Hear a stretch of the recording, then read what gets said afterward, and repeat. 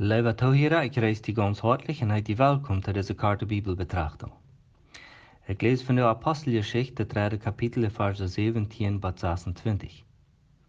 Da sagt er aber auch weit, lieve Brüder, dat je dit tijden wilt je niet beter wisten, je rood zoals je leiders. God aber der durch all seine Propheten hat sagen lassen, wo Christus leiden soll, leidt dat alles herankomen. Dan sloot nu een junt en merkt junt ab, dat junt de zinden vergeeft worden, zodat vom Herrn eine frische Belebungszeit über junt komen kan, en dat hij junt Jesus Christus schenken kan, der junt al verher als gepredigt worden. De Himmel musste am abnehmen, wat Gott alles herstellen wird, wat hij durch seine heilige Propheten vom Anfang van de Welt hat sagen lassen. Dus Moses zegt ganz oprechtig zu de Voeders, der Herr jun Gott wat junt von mijn june Brüder einen Prophet schenken zoals mij. Nur dem soll je harchen alles doen wat hij zegt. En wer immer nicht nur am harchen wordt, soll uit dem Volk uitgeroet worden.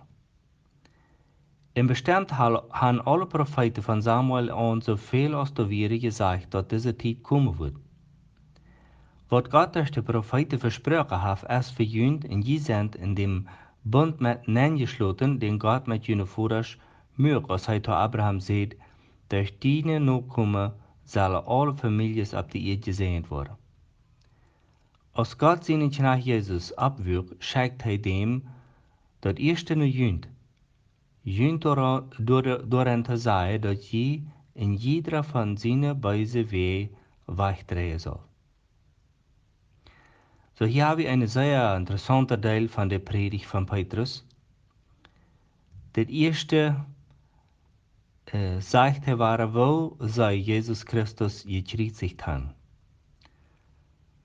Gott hat ihn geschenkt. Sie hat ihn nicht angenommen. Aber Petrus sagt, sie haben das zum Teil uit Anweitenheit getan, weil Gott hat seinen Plan mit der Sache. In Jesus sein Sterben wie neidig, omdat jeder Mensch könnte Vergebung von der Sünde kommen. Dort mögt die Juden und die Menschen von damals nicht anschuldig, dass sie so mit Jesus gehandelt haben. Sie wären rebellisch gewesen und sie haben gesündigt. Aber Gott hat es so geführt, dass alles, was von Jesus vorausgesagt wird, in den Propheten wird passieren. Aber das wird nicht alles. Petrus sagt nu, so dreht nu an, dat jene Sünde vergeeft wordt, en dat hij Jesus Christus schenken kan, den de Himmel abnemen, maar zo lang, wat alle dingen waren teruggesteld zijn, oder waren hergesteld zijn.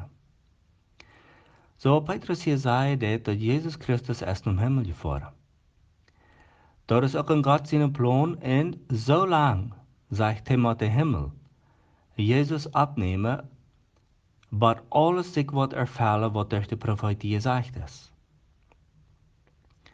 So dan hebben we nu vroeger, wat is durch de profeten nog alles gezegd wat passieren zal.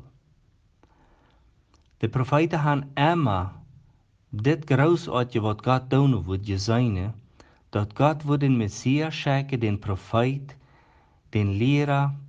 Moses zegt zo, een profeet is mij. En de andere profeten zeiden dat we de Herr, der dat Friedensrijk abrichten wordt. In deze grootste zaken, die hebben ze immer gezien en die hebben ze immer erwaard. En hadden groot verlangen doen, dat God endlich wordt al deze zaken doen, omdat deze wereld waar wordt doorgesteld zijn. So, wenn Petrus nu redet von Durchstellung oder von wahrer Herstellung von all den Dingen, dann meint er nicht, dass Jesus einmal kommen wird, und dann wird die Welt eng sein, und dann werden alle Sachen einfach, die Böse worden nach Hell gehen, und die unter dem Himmel in der Welt ist dann zu eng. Das ist nicht, was er meint. Sondern Gott hat noch einen langen Prozess für mit dieser Welt, aber das erste, was wir erwarten, was kommen wird, ist, wenn der Herr seine Gemeinde holen wird, in der entrückt wird, so als er dort versprochen hat.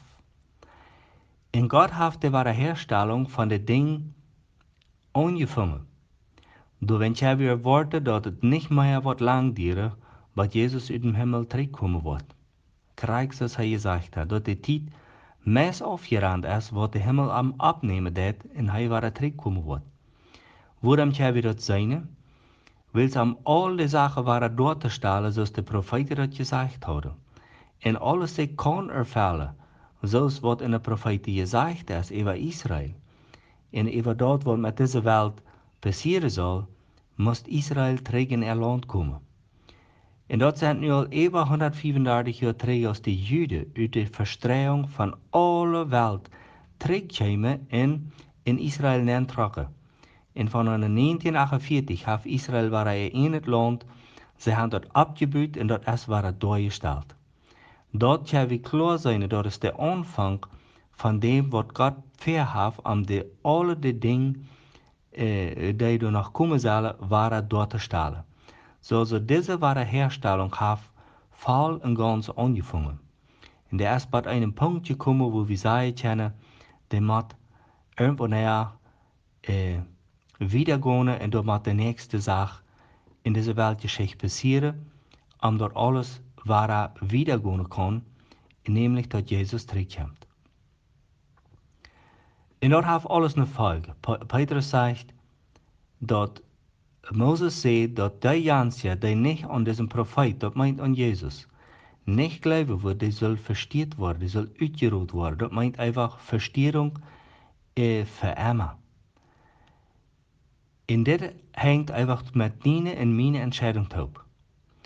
Dat is de grote vraag voor wat du en ik mij entscheiden in diesem Leben.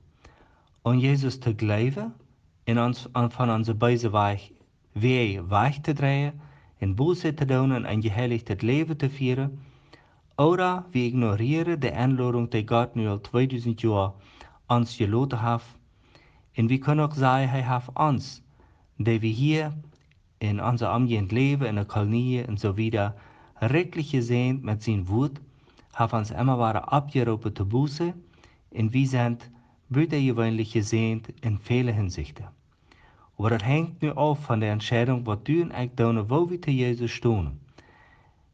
Als we aan de wunderbare herstellung van alle dingen worden deelgaan, taub met Jezus in de gemeinde, oder als we deel worden gaan aan de verstierung en de uitroeiing voor immer. Lieve toehieren, de goede dag om te draaien en Buße te doen is vandaag. Er is nu, er is een goede tijd, zich naar God te wenden en zijn leven met God in ordnung te brengen. Mocht doch in jeder einer dit klaar zijn en ook doen. Herr Jesus, we danken dir, dat du dat Erlösungswerk uitgeführt hast. Dankeschön, dat du im Himmel fuhrst, aber uns nicht allein gelassen hast, sondern deinen guten Geist gegeben hast, der in der Gläubige wirkt und in dieser Welt wirken deed und auch an die harte Arbeit deed, die noch niemals die angenommen haben. Ich bete, dass du deine Arbeit kraftig wiedermachen wirst und dass du uns dort brücken lässt und dass wir uns von die Brücke lassen, am dein Wort und dort den ganzen Plan wieder zu sein und dass viele Menschen würden das hören und würden sich umdrehen und nur die kehren. Amen.